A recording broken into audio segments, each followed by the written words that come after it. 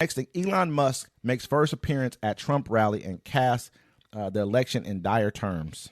Billionaire tech executive Elon Musk cast the upcoming presidential election in dire terms during his an appearance with Donald Trump, calling the Republican presidential nominee the only candidate to preserve democracy in America. The CEO of SpaceX and Tesla, who also purchased X, Musk joined Trump in Butler, Pennsylvania on Saturday at the site where the former president survived an assassination attempt in July. Musk said this will be the last election if Trump doesn't win. Wearing a cap with the "Make America Great Again" slogan of Trump's campaign, Musk appeared to acknowledge the foreboding nature of his remarks. As you can see, I'm not just MAGA, I'm a dark MAGA, he said. It was the first time Musk joined Trump on one of his at one of his rallies, and was evidence of their growing alliance in the final stretch of the presidential election. Musk created a super political action committee, super PAC, supporting the Republican nominee, and has been spending heavily to get out the vote efforts. Trump said he would tap Musk to lead a government efficiency commission if he regains the White House. I don't really. So check it out. Elon Musk, he looked nervous up there. Yeah. He didn't look like a comedy. You know why? Because he threatened.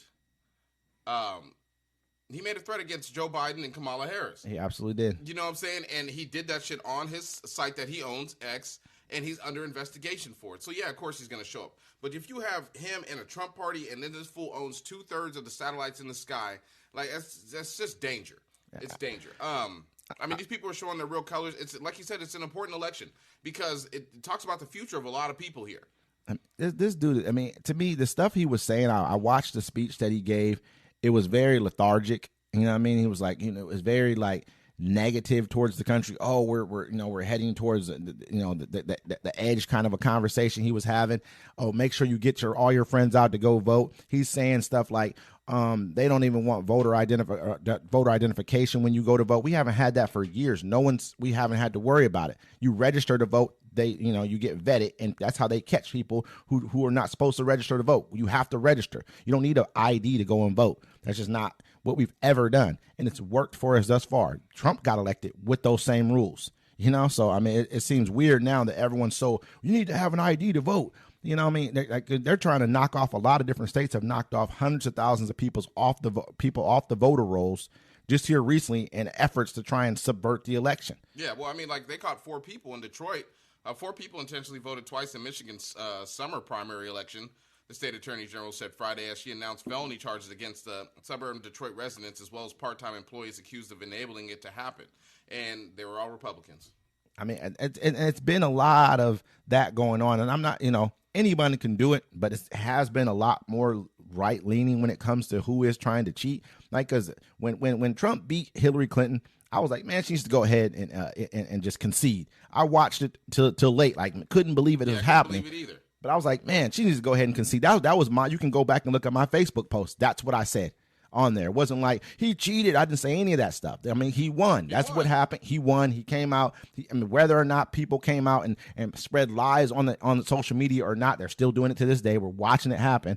He still won. People can believe the lies or they can believe. I speak with people all the time, but sometimes having conversations and listening to what people say, people are very easily swayed by what they see on the internet as being true.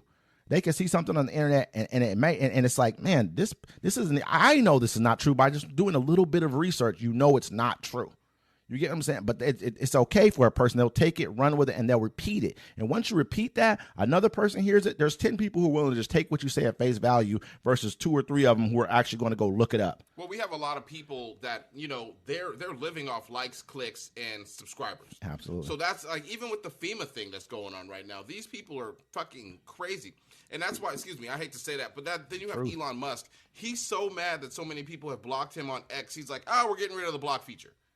No, X is starting to, you have to look at X's. I mean, they're losing a great deal. There was a little story I want to do about that too, but they're losing a great deal of their subscriber base. Yeah, and Are they're leaving. Yeah, I know a lot of people that used to be on there with me. They're like, I can't do it no more. I mean, they're out of. He's talking about how, oh, we have to keep our First Amendment rights to freedom of speech.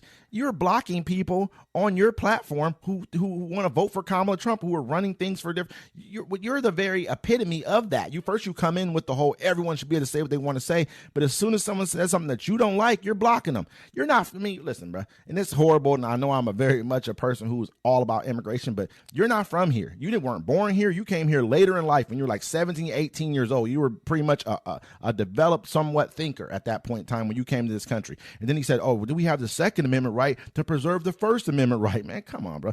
It's like, and what he's doing on X, like he's like I said, he's turning it upside down. I saw they made a post on Facebook and the local paper, and people were like, yeah, that's how it should be. And I was like, I was on there. I was like, none of you are even on Twitter.